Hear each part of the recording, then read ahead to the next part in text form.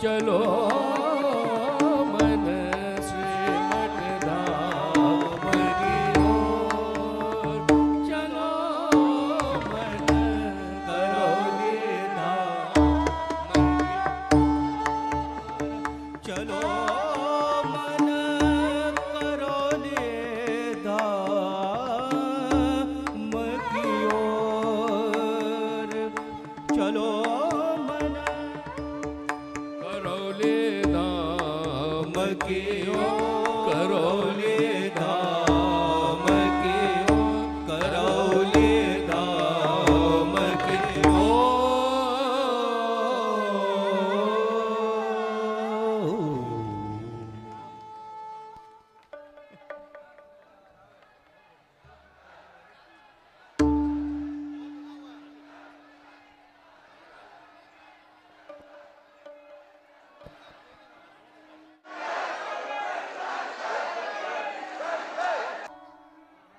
ओम बोलिए सदगुरुदेव भगवान की जय।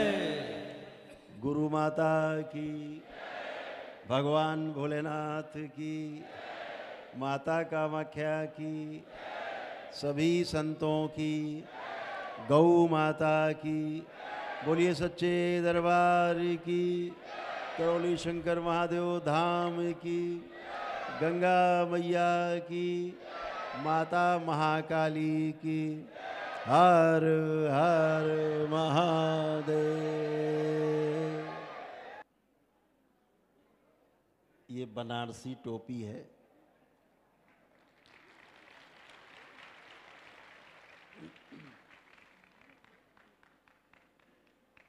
अच्छा,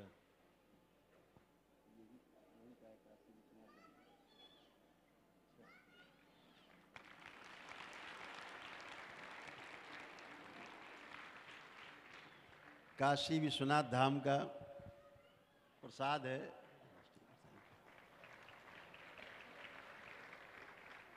आप डॉक्टर साहब हैं मनमोहन श्याम जी,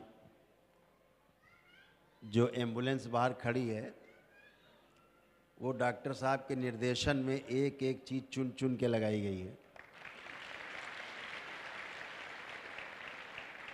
और डॉक्टर साहब का अपना जो हॉस्पिटल है काशी विश्वनाथ धाम के बिल्कुल पास में है।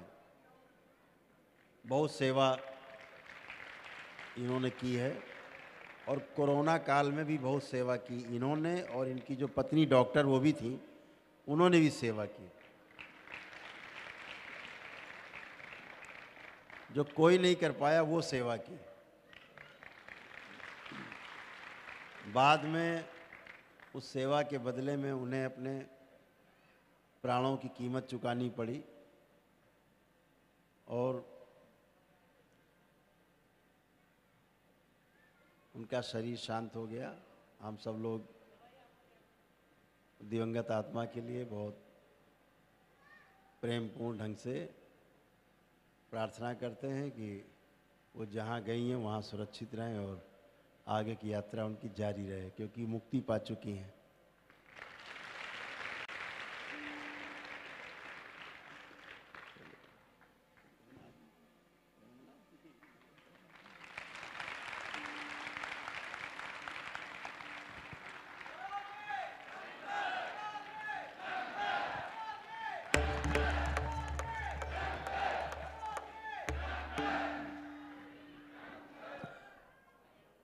तो डॉक्टर साहब से कहेंगे कि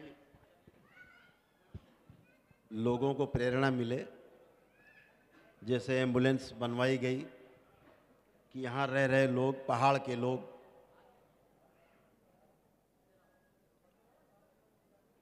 जो त्वरित सहायता के अभाव में प्राण छोड़ देते हैं, अस्पताल से घर ले जाते समय या अस्पताल से किसी दूसरे अस्पताल में ले जाते समय शरीर शांत हो जाता है। रास्ते में क्योंकि उनको जो इमरजेंसी सेवा है एम्बुलेंस में नहीं मिल पाती, उसके कारण तो दरबार ने वो व्यवस्था की कि सेवा में ऐसी एम्बुलेंस बनवाई जाए जो किसी अस्पताल से दूसरे अस्पताल ले जाने में उसके प्राण ना निकलें। और उसको सेवा मिल सके। तो आप लोग भी जो सक्षम हो, जरूर इस काम में सब लोग आगे बढ़ेंगे। ये एम्बुलेंस है जो कोई इस पे दिखाई जा रही है। तो डॉक्टर साहब इसके बारे में कुछ बताएंगे। डॉक्टर साहब, ये एम्बुलेंस कुछ खास है, पूरे उत्तराखंड में ऐसी एम्बुलेंस नहीं है। ऐसी एम्बुलेंस सरकार के पास भी नहीं है।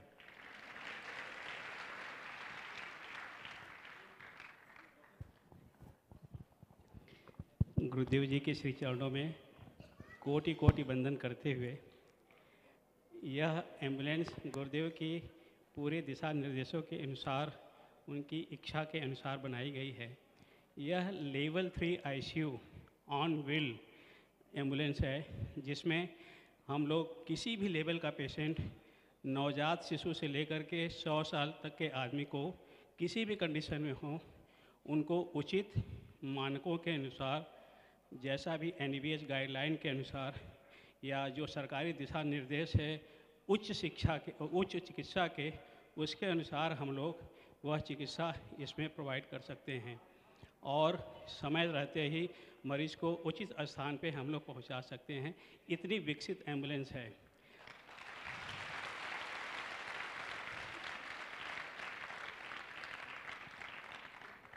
और अगर देखा जाए तो इसमें एक एक इक्विपमेंट इतने उच्च क्वालिटी के हैं कि जो हमारे आईसीयू के अंदर जो सबसे उच्च सेक्शन होता है, सेंसिटिव सेक्शन होता है, उसमें लगाया जाता है।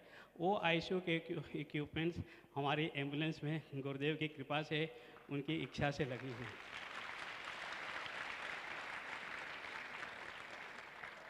इन सब में सबसे अहम बात जो मैंने नोटिस की, मैं पिछले 25 सालों से प्रैक्टिस कर रहा हूँ, लगभग सब तरह के लोगों के साथ संपर्क हुआ है, लेकिन जितनी पीड़ा मैंने गुरुदेव को देखी, एक इंसान के लिए छोटी से छोटी बातों को कितनी गहराई से सोचते हैं, वह देख कर के मैं तो इनका आजीवन के लिए भक्त हो गया।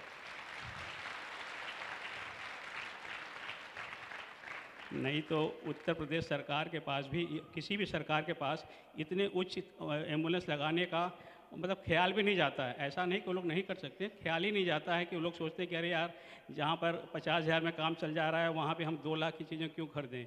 तो गुरुदेव ने कहा 2 लाख नहीं, तुम आप 5 लाख का सामान कर दो, लेकिन मरीज़ को उच्च चिकित्सा मिलनी चाहिए। तो यह सब सारी बातें हैं जो हमारे पूजनीय गुरुदेव को बाकी इस पूरे देश में सभी लोगों से एकदम अलग करती हैं, अनोखा बनाती हैं।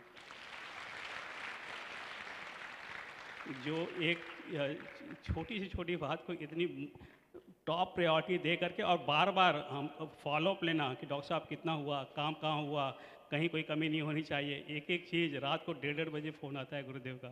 तो यह सब सारा महादेव के अलावा कोई नहीं कर सकता, और हमारे गुरुदेव साक्षात महादेव हैं, चलते महादेव।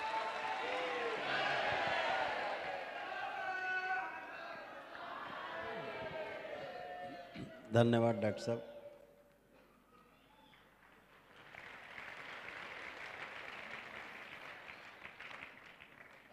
तो ये जो एम्बुलेंस है वो इस तरह की सेवाएं क्षेत्र में जानी चाहिए ताकि लोगों की जान बचाई जा सके।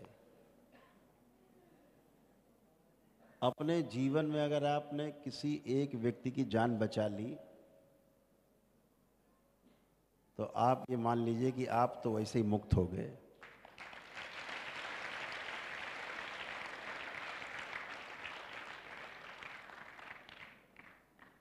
ये कर्जा चुकाना हुआ, किसी मरते हुए व्यक्ति को बचा लेना बहुत बड़े पुण्य का कार्य है। ये काया ऐसे नहीं मिलती। कहा नहीं महापुरुषों ने, बड़े भाग मानस उतन पावा। तो बहुत अच्छे कर्म किए होंगे कभी, कुछ कुछ जन्मों में, वो उन तमाम जन्मों के अच्छे कर्म कुछ कुछ इकट्ठे होकर के बहुत कुछ जब बन जाते हैं तो मनुष्य का जन्म मिलता है।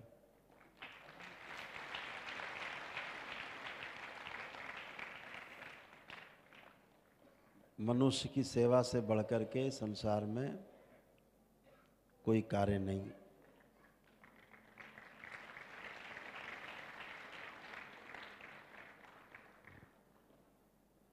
तो ये हमेशा अगर स्मरण रहे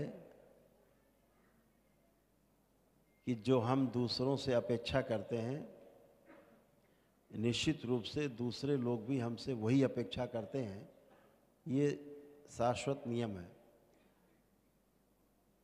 तो हम जो अच्छा सोचें तो अच्छा कर भी सकते हैं।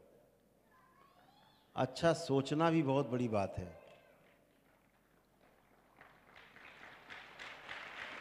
जब दरबार कहता है कि मनसा वाचा कर्मणा,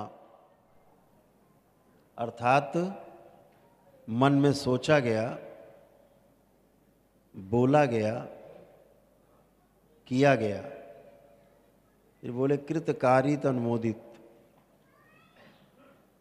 किया गया, कराया गया या किए गए का अनुमोदन करना, समर्थन करना, ये सब भोग का कारण है। तो अगर आप अच्छा सोचते हो तो अच्छा, बुरा सोचते हो तो बुरा, अच्छा काम करते हो तो अच्छा, बुरा काम करते हो तो बुरा, ऐसा कर्म भोग बनता है। तो अगर केवल आप अच्छा सोचते ही हैं सबके लिए तो भी आपके पुण्य बढ़ते हैं।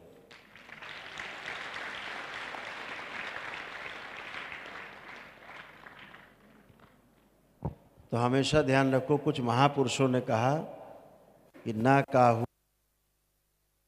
ना काहू से दोस्ती और ना काहू से बैर।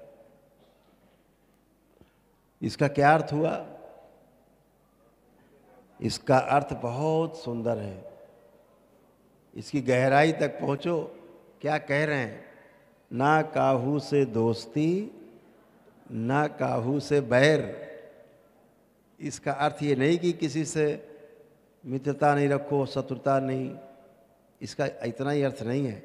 बहुत ही बड़ा अर्थ लिए हुए छोटी सी लाइन है। जब ओम, जब दरबार ये कहता है कि किसी से ज़्यादा भाव मत जोड़ो, नहीं तो उसकी स्मृतियां आप में धीरे धीरे ट्रेवल करने लगती हैं। फिर उसके जो चार्ज नहीं है क्या?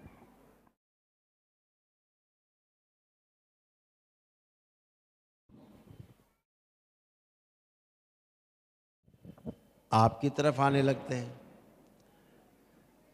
लेकिन एक दूसरा पहलू भी है। अगर किसी से आप बहुत दुश्मनी रखते हैं और बार बार उसको याद करते हैं तो भी उसके रोग और कष्ट आप में ट्रेवल होने लगते हैं। पता है ये बात आपको?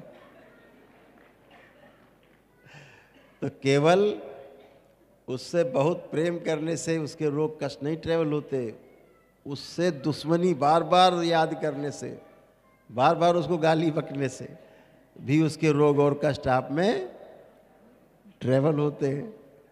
तो उसको कहा गया ना काहू से दोस्ती। इसलिए कहा उस महापुरुष ने, स्मृतियों से बचे रहें, ना आने पाए। तो अच्छा सोचने से भी, बुरा सोचने से भी भोग बनता है, भोगना पड़ता है।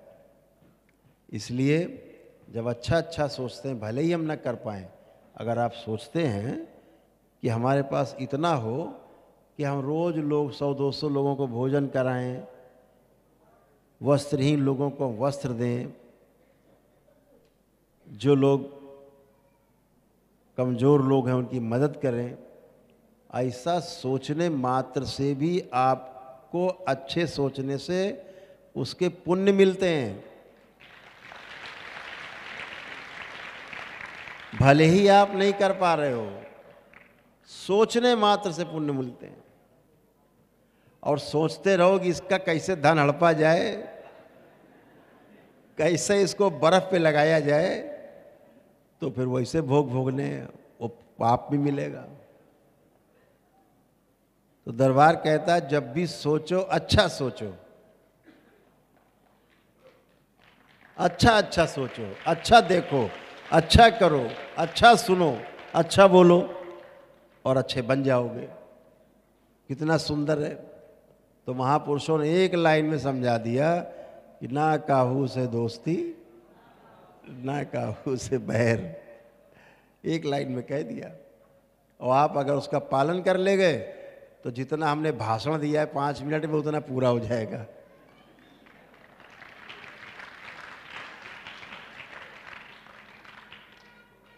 हमारे महापुरुषों ने जो भी लिखा एक सार है, एक लाइन में पूरी कथा कह दी है। तो इसलिए अच्छा ही सोचना, अच्छा ही करना, अच्छा बोलना, अच्छा देखना, अच्छा सुनना पुण्य है। अगर आप गलत बातें हो रही हैं, आप उन्हें नहीं मना कर सकते तो वहाँ से उठ जाइए। भाई हमें सुनना ही नहीं है, हमें अपनी स्मृति में ले ही नहीं जाना है, डंप नहीं करना, अंदर बचना है। इतने से बच गए तो भोग से बच गए।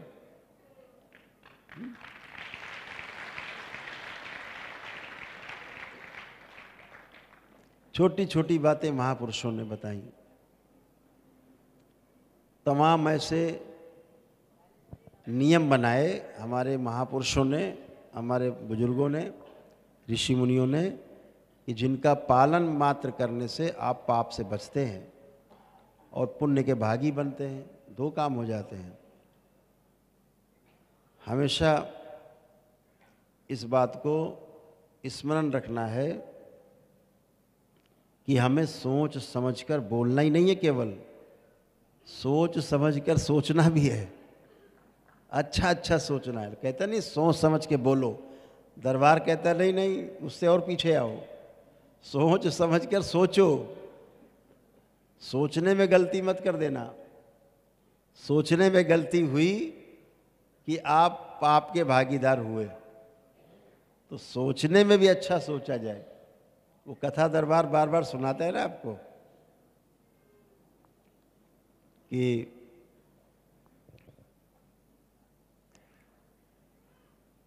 सोचने में गलती कैसे होती। हर बार आपको कथा सुनाते।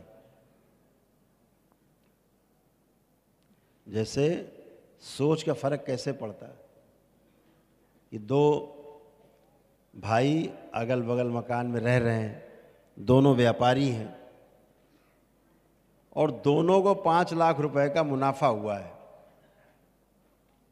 हिसाब लगाया, 5 लाख का मुनाफा हुआ है।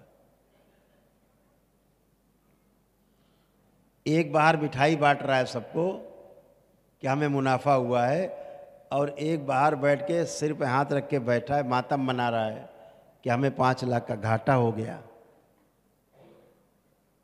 तो एक सज्जन गुजर रहे थे, कथा है, तो उन्होंने पूछा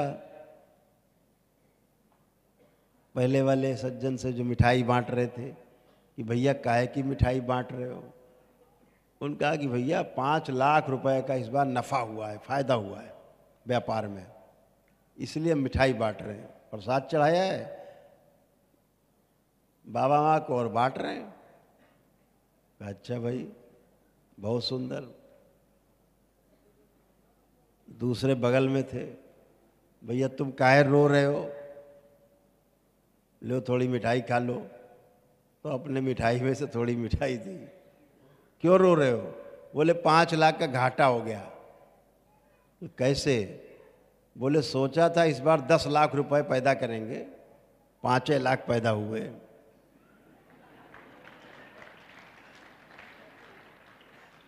तो 5 लाख का घाटा हो गया। कितना सुंदर आदमी है ये। 5 लाख जो मिले उसका उत्सव नहीं मना रहे हैं, बगल वाले की तरह मिठाई नहीं बांट रहे हैं, घाटा का मातम मना रहे हैं। तो सोच का फर्क है। दोनों को 5-5 लाख रुपए का लाभ हुआ है, एक खुशी मना रहा है, एक दुख में डूबा है। सोच का ही फर्क पड़ता है। आपके जो भाव विचार हैं यही आपको या तो नीचे ले जाते हैं या ईश्वर तक पहुंचा देते हैं।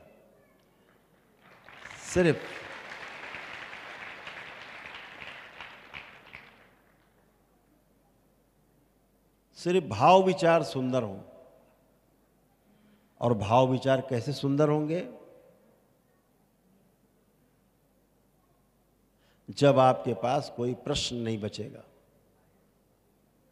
कोई प्रश्न नहीं होगा तो कोई दुख नहीं दिखेगा, कोई दुख नहीं दिखेगा तो कोई समस्या नहीं दिखेगी, और जब कोई समस्या दुख नहीं दिखाई देगा तो उसी को बोलते हैं प्रश्नों से मुक्ति। प्रश्न से मुक्ति हो जाए अर्थात आपके पास हर चीज का उत्तर है। हर चीज का उत्तर है का मतलब आपके पास हर चीज का समाधान है। और अगर आपके पास समाधान है तो आप समझदार व्यक्ति हैं, ये तय है।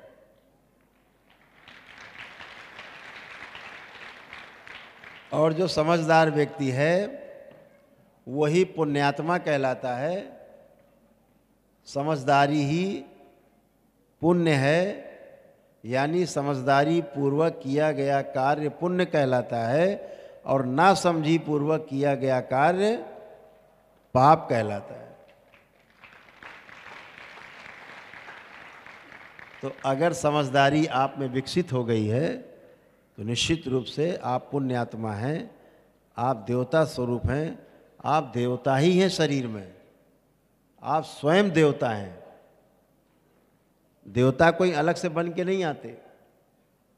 आप ही जैसे अच्छे लोग अपने पूरे होशो हवास में 100% होशो हवास में बाबा माँ के समक्ष जब शरीर पूरा होता है, अपने जब शरीर छोड़ते हैं होश पूर्वक छोड़ते हैं, होश में पूरा हंसते नाचते नृत्य करते हुए छोड़ते हैं अपना शरीर, तो शरीर छूट भी जाता है तो जीवन बाहर भी नृत्य करता रहता है, हंसता मुस्कुराता रहता है, सबको पहचानता रहता है और समझदार रहता है। ऐसा जीवन ही देवता कहलाता है। यही देवता है जो पूरे होश में है। और जो होश में नहीं है, कोमा में मर रहा है, अकाल मृत्यु मर रहा है, तो ऐसा व्यक्ति अचानक से मर गया या कोमा में चला गया, बेहोशी में मर गया, तो क्या हुआ? ये शरीर छोड़ने के बाद भी बेहोश ही रहेगा। और इसी को भूत बोलते हैं। भूत क्या हुआ? भूतकाल की सब स्मृतियां भरी हुई हैं उसके अंदर, उल्टी सीधी, और वो स्मृति जिसके चिपक जाएगी उसको भूतकाल दिखाई देने लगेगा, वो भूत बन जाएगा, उसको क्या भूत आ गया। तो भूतकाल की जो स्मृतियां हैं जब वो बनी रहती हैं तो उसे भूत कह दिया शॉर्ट में। जैसे आजकल बच्चे ना, अंग्रेजी वाले बच्चे ब्रदर को ब्रदर नहीं बोलते हैं, अपने दोस्त को ओ ब्रदर चले घूमे, नहीं। हम तो बचपन में ब्रदर ही बोल लेते थे, कभी अंग्रेजी बोलने का मन होता था। अभी ब्रदर नहीं बोलते, हाय ब्रो।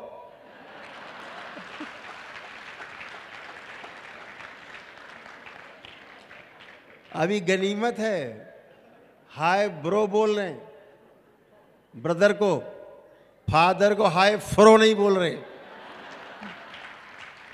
एक हाय फ्रो। बचे हुए हैं फादर, अभी ब्रदर तक बात आ गई है, ब्रो। मदर को हाय म्रो, कुछ भी बोल दे बच्चे, शॉर्टकट। तो ऐसे शॉर्टकट वो भी है। तो हर काम जो समझदारी से किया जाए वही पुण्य है, उसका जो फल निकलेगा वो पुण्य ही कहलाएगा। और जो नासमझी में काम कर जाते हैं वो पाप ही कहलाएगा। क्यों? क्योंकि वो ठीक कार्य होगा नहीं तो उससे पाप पैदा होगा। और एक और रोग है समाज का सबसे बड़ा, उस रोग का नाम बता दें? हाँ, जिज्ञासा तो बन गई आप में। देखो, जिज्ञासा नहीं होगी तो कहीं नहीं पहुंचोगे। जिज्ञासा बहुत जरूरी। जिज्ञासा बच्चों की तरह, शरीर भले आपका 70 साल का हो गया हो, जिज्ञासा 5 साल के बच्चे की तरह रखो हमेशा।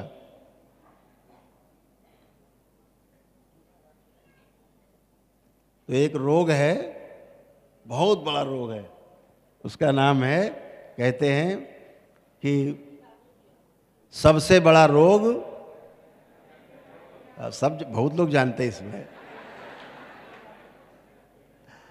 तो सबसे बड़ा रोग क्या कहेंगे लोग? अब ये समस्या में पतले हुए जा रहे हैं, दुबले हुए जा रहे हैं, लोग क्या कहेंगे? हम देखते हैं शीशे के सामने बहुत लोग नाई से कहते जरा ये वाला बाल निकालो, यहाँ वाला, ये वाला। वो कहता कहाँ कि ये हल्का सा दिख रहा है। अच्छा, तो कैंची मारता, इधर वाला एक बाल निकालो, सफ़ेद दिख रहा है, कोई देखे ना। हम सोचा करते थे यार भैया तुम ही को दिख रहा है ये, इतनी फुर्सत तो नाई को भी नहीं है, उसे नहीं दिख रहा है और तुम्हें दिख रहा है। तो जब नाई को नहीं दिख रहा, कैंची लिए खड़ा है, तो लोगों को कैसे दिखेगा तुम्हारा बाल सफ़ेद है? लेकिन चोर की दाढ़ी में तिनका, खुद को दिख रहा है माने सब देख रहे हैं। मार ऐसा टाई लगा के फिर ऐसे ऐसे ऐसे कर। अरे भाई कोई नहीं देख रहा तुम्हारी टाई, कोई नहीं देख रहा टाई भाई।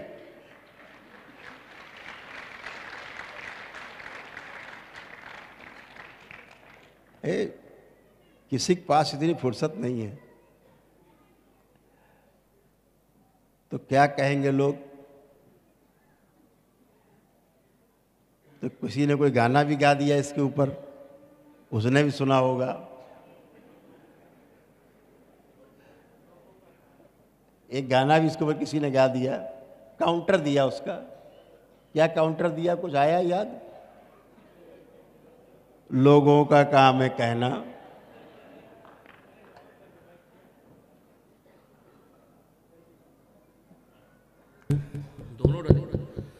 कुछ तो लोग कहेंगे, लोगों का काम कहना, छोड़ो बेकार की बातों में कहीं बीत न जाए रहना। कुछ तो लोग कहेंगे। तो लोगों का काम है कहना और अपना काम है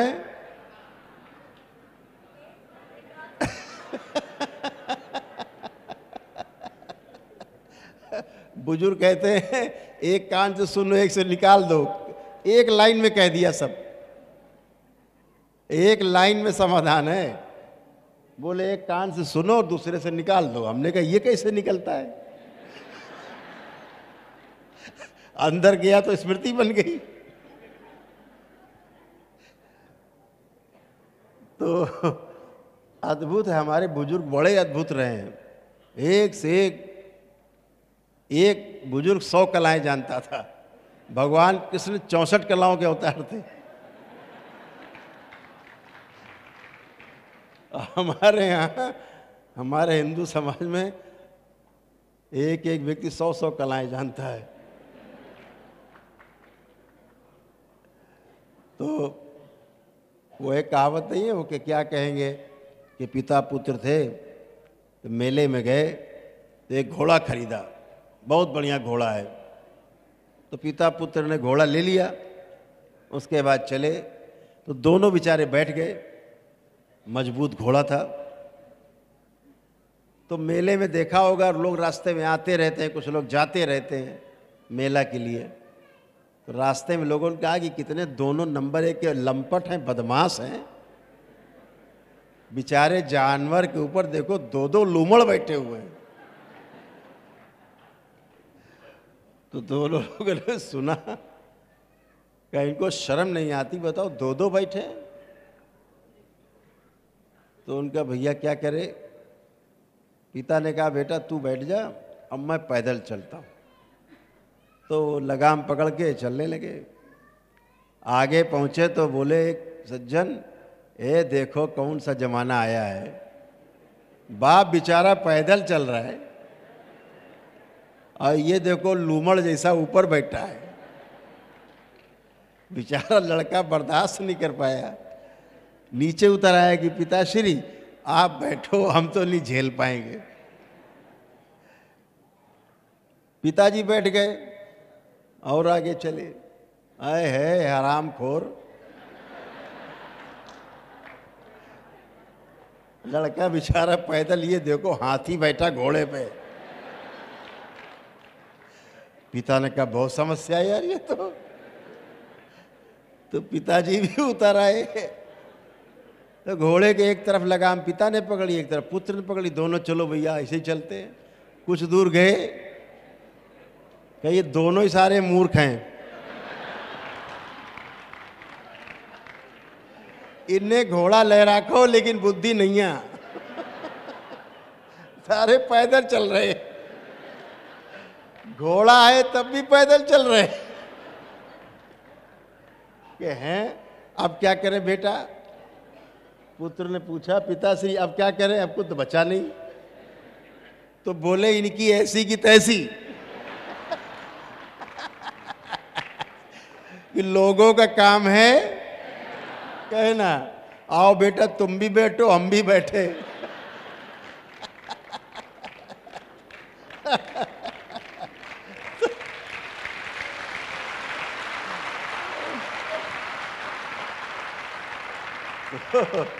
तो जो अच्छा है वो हमारी समझदारी में है, वही कर लेना है।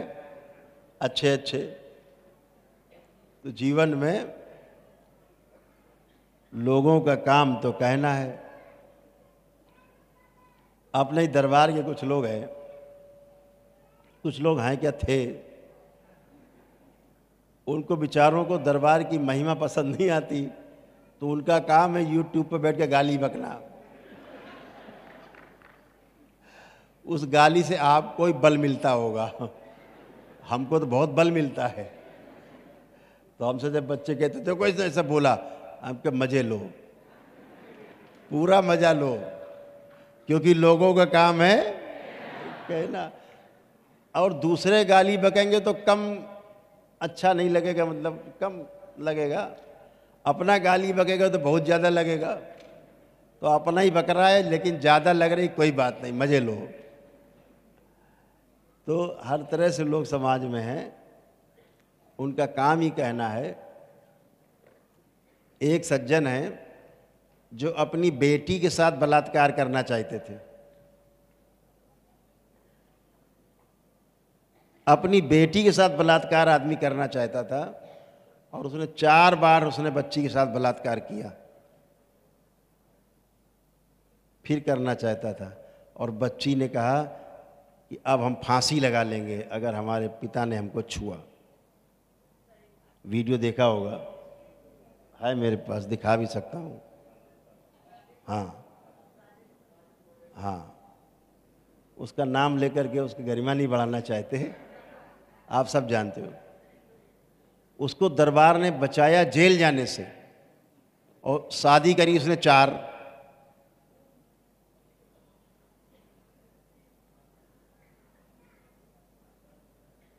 सोचो कितना महान आदमी है। और गाली बकता रहेगा दरबार को, फर्जी लेपन बनाएगा, फर्जी लेप बेचेगा बना के। वो है एक और शाहजहांपुर का, दरबार ने इन सबके खिलाफ FIR करवाई हैं, FIR हो गई है इन सबके खिलाफ। तो कब तक कोई देखेगा? तो ये लोग बच्चे लोग हैं, इन्होंने FIR करा दी। तो क्या दा डाला, एप्लीकेशन क्या डाली कि 12 लाख रुपए दरबार में हम खर्चा कराए, हम ठीक नहीं हुए। तो भैया और कैसे ठीक हो गए? बलात्कार के जेल में जाते, बलात्कार के केस में बच गए, और क्या चाहिए था तुम्हें? दरबार ने परिवार में एकता की। बच्चे परेशान हैं, पत्नी परेशान है उसकी, उसके साथ कोई रहना नहीं चाहता, और कोई प्रक्रिया उसने दरबार की नहीं की है। पता है आपको? कोई प्रक्रिया नहीं करी। एक पदयात्रा उसने की, उसके अनुसार दरबार ने उसको 1 दिन के पुण्य दिए, 1 दिवस के हवन के अनुष्ठान के, 1 डे का। उससे उसको स्वस्थ किया, परिवार को स्वस्थ किया। और क्या आरोप लगा दिया? तो हमने कहा बतावा कि भाई तुमने कहा खर्चा कर दिए, तो भाग गए, अब आ ही नहीं रहे। ऐसे ऐसे महामुनि मिलेंगे। इस तरह की चीज़ें सुनो और देखो, कोई रिएक्शन नहीं देना है। इस प्रकार के लोग समाज में भरे पड़े हैं। अरे भाई, ऐसे लोगों ने भगवान राम को नहीं छोड़ा, कृष्ण को नहीं छोड़ा, बड़े बड़े महापुरुषों को नहीं छोड़ा, हमें आपको कौन छोड़ देगा? उनका हक बनता है ऐसा बोलना, नहीं तो फिर लगेगा हम लोग कुछ कर नहीं रहे। तो इसलिए कभी भी इस तरह की चीज़ें आए तो कोई रिएक्शन नहीं देना है। जब तक दरबार नहीं कहे कुछ नहीं बोलना है। इस पर कूड़े की तरह किनारे हटा दो, जिसको जो बोलता है बोलने दो, जिसकी दृष्टि जैसी है उसको वही दिखेगा। तो दरबार इन चीज़ों को कोई नहीं करता, लेकिन आगाह करता है। फर्जी लेपन बना करके बेच रहे हैं। एक सर्वेश पाठक नाम का व्यक्ति है शाहजहाँपुर का, फर्जी लेपन बनाता है, लोगों को ठगता है दरबार के नाम पर। और एक ये है मौर्या, ये ठगता है सबको। ऐसे 5-6 लोगों का गिरोह है।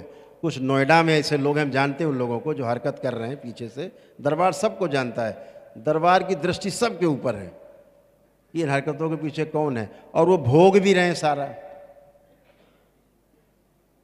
सारा भोग भी रहे हैं। गली गली कुत्तों की तरह टहल रहे हैं, तो भोगना ही पड़ेगा।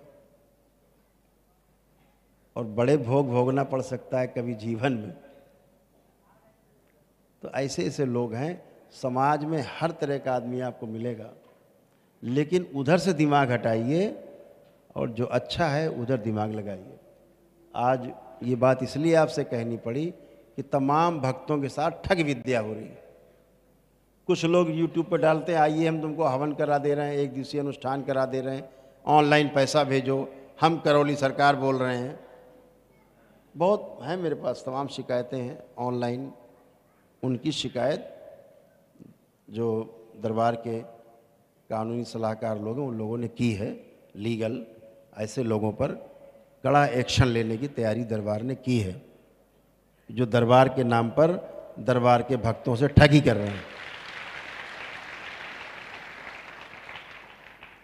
तो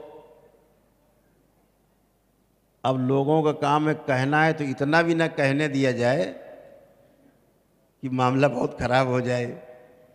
तो एक सांप था जंगल में, वहाँ से लोग निकलते थे, अक्सर लोगों को काट लेता था वो। तो उधर से लोगों ने निकलना बंद कर दिया। तो एक बार एक संत निकले, तो वो सर्प जो है संत की तरफ दौड़ा। संत तो संत थे, वो सर्प बहुत दौड़े लेकिन संत तक नहीं पहुंच पाए। बड़ा कोशिश कर रहा, संत के पास नहीं पहुंच पा रहा, महात्मा जी के पास तक। तो सर्प थक गया, महाराज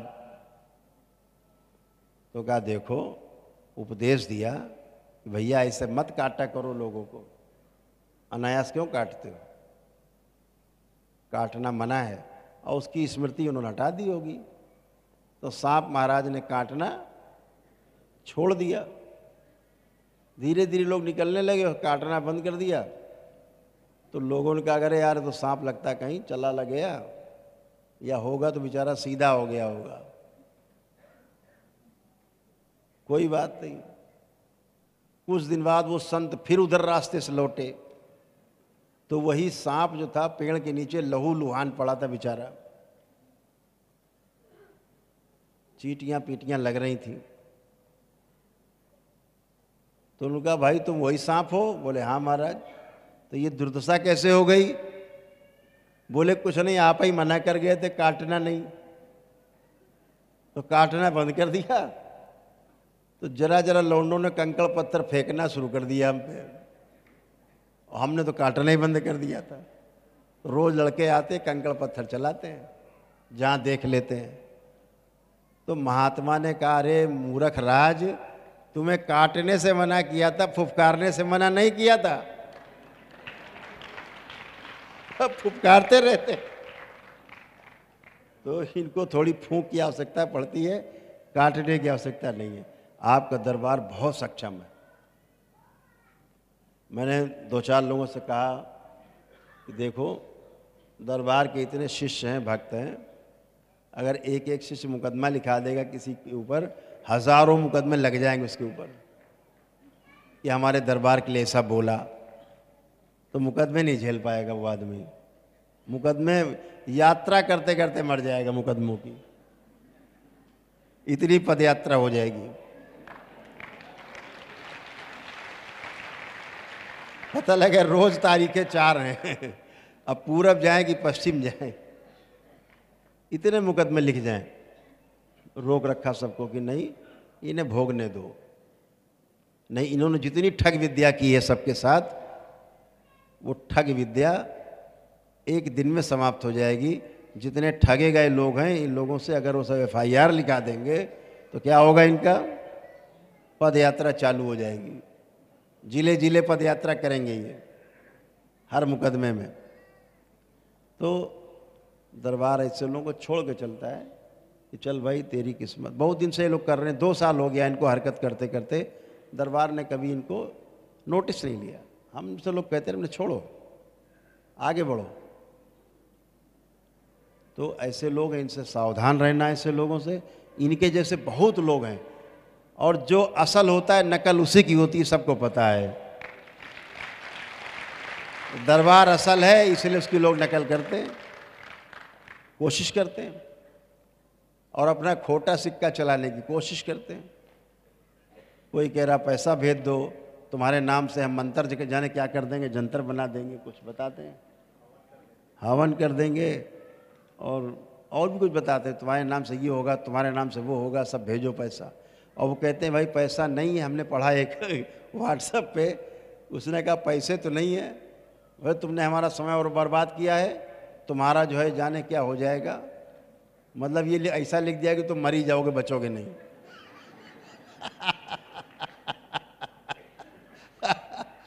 तो अद्भुत लोग हैं, खाने कमाने का धंधा चालू। हाँ, तो इन लोग खिलाफ FIR हो गई हैं, लोगों ने कराया है, कुछ दरबार के लोग हैं, तो वो कार्रवाई चल रही है।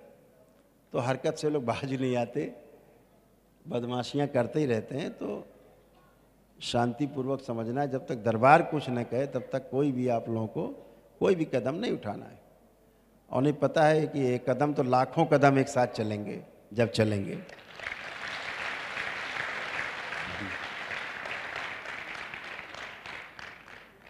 तो बहुत अद्भुत है, एक सुंदर सी व्यवस्था में आप सब हैं। इतने भाई बहन बच्चे सब एक साथ बैठे हैं, एक कुटुंब है इतना बड़ा। आप सबको देख करके तमाम महापुरुष कल विराजमान थे मंच के ऊपर, उनको बहुत अच्छा लगा।